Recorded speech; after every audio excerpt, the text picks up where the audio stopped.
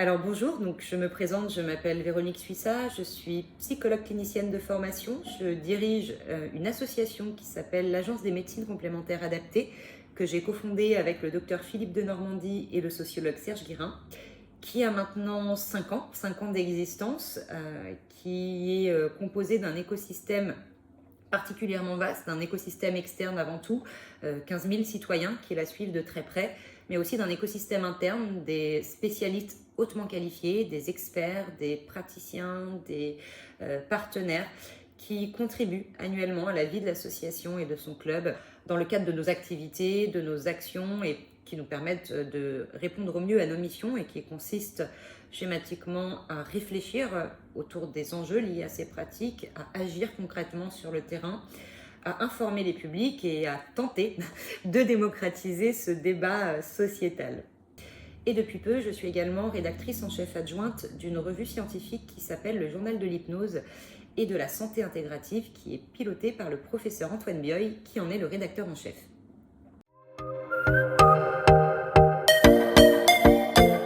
J'ai d'abord exercé dans une clinique de soins de suite et de réadaptation pendant 8 ans en service cancérologie, gériatrie polyvalent, où j'accompagnais essentiellement des patients atteints de cancer ou des patients polypathologiques. Et en parallèle, j'ai donc mené ma thèse de doctorat que j'ai soutenue en 2017 et qui portait sur la question de l'impact des approches complémentaires chez les patients atteints de cancer et qui s'intéressait spécifiquement à la question de l'impact en termes de bénéfices, mais également qui a exploré la question de l'impact en termes de risques et de dérives. En parallèle, j'ai aussi mené quelques activités de recherche et d'enseignement à l'université. Et puis ensuite, en 2020, j'ai donc cofondé cette association, l'Agence des médecines complémentaires adaptées. Donc, depuis peu, ce que je disais aussi précédemment, c'est que je suis donc rédactrice en chef adjointe de cette revue, le Journal de l'hypnose et de la santé intégrative. Je suis vraiment honorée de faire partie et d'être impliquée dans cette revue, qui est à mon sens absolument unique en son genre. Alors déjà parce qu'elle est composée de conseils scientifiques absolument prestigieux, mais aussi parce qu'au-delà des articles et publications académiques qu'elle propose, elle a vocation à démocratiser l'accès à la recherche à travers des contenus originaux, par exemple de retours d'expérience ou de fiches pratiques, et qui rendent la recherche accessible aussi au grand public, aussi aux professionnels de terrain, aux soignants, aux dirigeants qui s'intéressent à l'intégration de ces pratiques au-delà du milieu universitaire et hospitalier. Et en cela, c'est effectivement une revue absolument novatrice.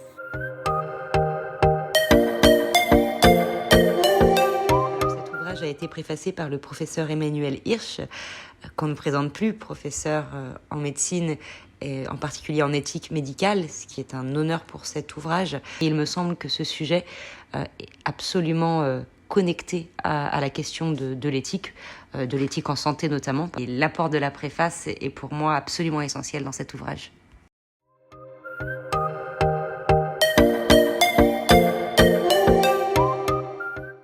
Peut-être un petit retour en arrière d'abord.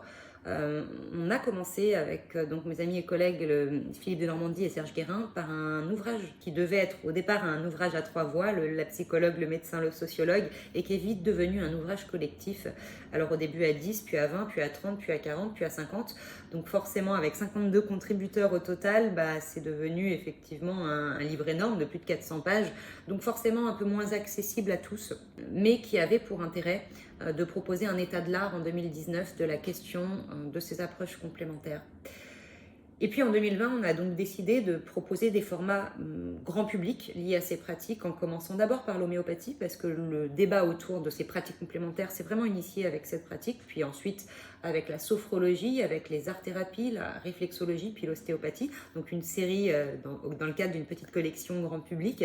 Mais là encore, la spécificité, c'était de s'intéresser surtout à des usagers qui s'intéressaient à ces pratiques ou des personnes intéressées, des personnes qui les utilisaient déjà ou des praticiens qui étaient formés, puisque du coup on ne parlait pas de toutes les pratiques ou du sujet dans sa globalité. D'où la proposition de ma maison d'édition qui m'a du coup proposé d'écrire un nouvel ouvrage pour faire un nouvel état de l'art quelques années plus tard sur le sujet des approches complémentaires, en essayant de le rendre le plus accessible possible et puis avec une vision générale et transversale de ce sujet et évidemment Cette proposition m'a complètement animée, que j'ai trouvée absolument pertinente, notamment au regard de toutes les avancées qu'il y avait pu avoir dans ce domaine, puisque sur le terrain, beaucoup de choses se sont structurées. Il y a aussi des avancées officielles, institutionnelles, politiques, médiatiques, et il me semblait être le bon moment de reproposer quelque chose de plus général,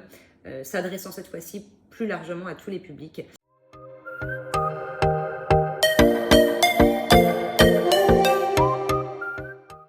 L'intérêt de cet ouvrage, c'est de pouvoir justement d'être très large en termes de thématiques, de parler des différents thèmes qui l'articulent, d'essayer autant que faire se peut de retranscrire les réalités de terrain qui sont peut-être plus complexes que cela n'y paraît, et puis surtout de rendre accessible le tout à tous, tout simplement. Schématiquement, l'ouvrage, il s'intéresse à la fois au secteur, au sens large, et il s'intéresse aux débats liés aux questions des approches complémentaires. Donc on a une première partie qui est centrée sur la compréhension du secteur, concrètement d'où vient cette question du bien-être, comment et pourquoi, de comprendre l'évolution notamment de la santé pour les citoyens, de faire un focus notamment sur la déshumanisation dans le soin médical, de comprendre les liens qui existent, ou en tout cas le positionnement entre la médecine, les médecins et ces médecines complémentaires, de pouvoir aussi évoquer tout cet écosystème qui paraît très simple. On se dit que l'écosystème des pratiques complémentaires, c'est des praticiens et puis c'est tout, sauf que c'est un tout petit peu plus compliqué que ça. Et puis ensuite de glisser sur les grands débats qui articulent le sujet. Et donc j'entends par là, par exemple, la guerre des mots. Médecine douce, parallèle, complémentaire, alternative, on ne sait pas comment les appeler, on ne sait pas vraiment ce qu'il y a derrière. Voilà, de faire un petit peu le point sur ces terminologies, sur ce qu'on utilise, pourquoi, comment. De parler aussi du débat sur c'est quoi finalement une pratique reconnue, pas reconnue, réglementée, validée, voilà, d'éclairer de manière le plus simple possible la question. Et puis de parler aussi de liens qui sont parfois simplistes entre médecine douce, refus de traitement, etc., avec des illustrations aussi de terrain. De parler aussi d'autres liens simplistes, comme la question de la sectarisation dans le domaine des approches complémentaires, et puis au contraire de réellement essayer de parler des vrais charlatans de la santé. Qui sont-ils? Pourquoi? Comment? Voilà, c'est tous ces éléments-là constituent, j'ai envie de dire, le cœur de l'ouvrage pour essayer de faire un peu le tri, mais non pas avec des listes de pratiques, mais finalement en comprenant les débats, là où on en est, d'avoir des repères, de comprendre l'écosystème. Voilà un petit peu les enjeux de cet ouvrage.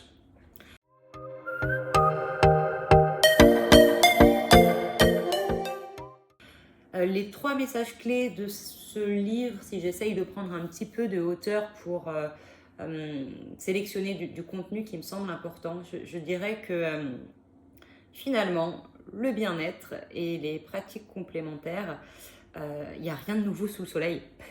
C'est un des premiers messages, puisque le bien-être, tout le monde le recherche de manière différente, à des degrés différents, mais globalement, l'être humain cherche à être bien, ou en tout cas à être mieux de manière générale. Et puis, les approches complémentaires, elles sont déjà intégrées depuis un sacré bout de temps maintenant, même si ce n'est pas forcément toujours intégré de manière formelle et officielle. Voilà, la prise en charge globale qui consiste à s'intéresser au bien-être physique, psychique, social, et qui implique aussi des soutiens complémentaires. C'est déjà depuis le début des années 2000. Donc voilà, rien de nouveau sous le soleil par rapport au bien-être et aux approches complémentaires, et en même temps une réelle intrication entre le bien-être et les pratiques complémentaires. Ce sont des thématiques finalement, que ce soit le bien-être, la santé, les pratiques complémentaires, la prévention, la qualité de vie. Tous ces concepts-là sont des concepts à la fois séparés, puisqu'ils ont un sens propre, mais ce sont des concepts qui travaillent ensemble, qu'on ne peut pas séparer de manière hermétique. Ça, c'est le premier message. Le deuxième message, ce serait de dire qu'on manque cruellement de synergie entre les acteurs de l'écosystème. Ces acteurs sont pluriels, ils comportent à la fois des praticiens évidemment, mais ils comportent aussi des représentants d'organisations comme des écoles, des fédérations, des associations. Il comporte des experts hautement qualifiés et dans ces experts, il y a des sous-écosystèmes comme des soignants qui sont aguerris et formés à certaines de ces pratiques qui vont les dispenser auprès de patients, mais ça peut être aussi des chercheurs, des académiques qui travaillent autour de ces questions, des universitaires qui proposent des formations autour de ces approches complémentaires.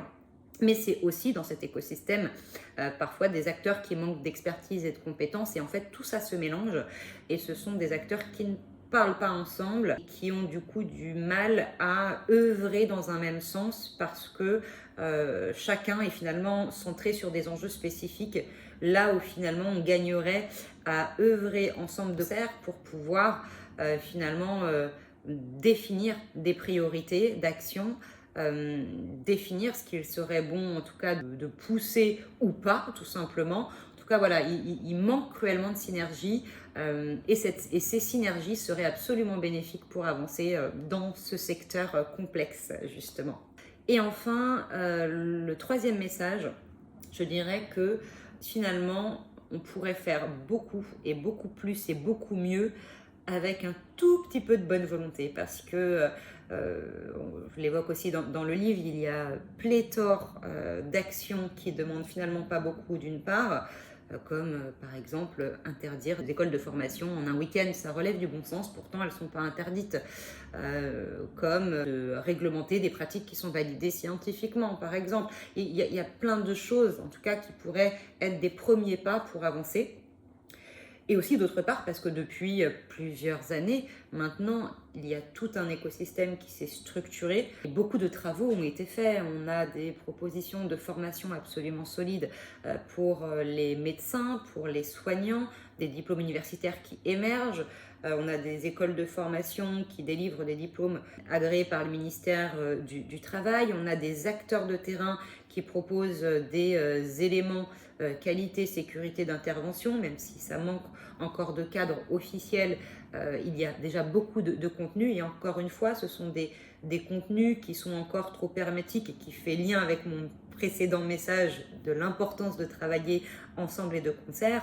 Mais le troisième message, c'est que finalement, en rassemblant les choses, on pourrait avancer beaucoup plus avec finalement un peu de bonne volonté, un peu d'eau dans le vin quand il y en a besoin et un peu de bonne humeur. Et puis voilà, il n'en faudrait pas beaucoup pour avancer davantage, si tant est que les uns et les autres veuillent plus s'attarder sur la démarche d'intérêt général plutôt que la démarche qui se focalise sur les besoins et les envies de chacun. Voilà, donc une note d'espoir pour la fin. En tout cas, je pense que ça va dans le bon sens et que les acteurs aujourd'hui ont quand même tendance à se rapprocher et c'est quand même très très bon signe, même s'il reste effectivement un travail de fond assez important à mener, à suivre. Bonne journée!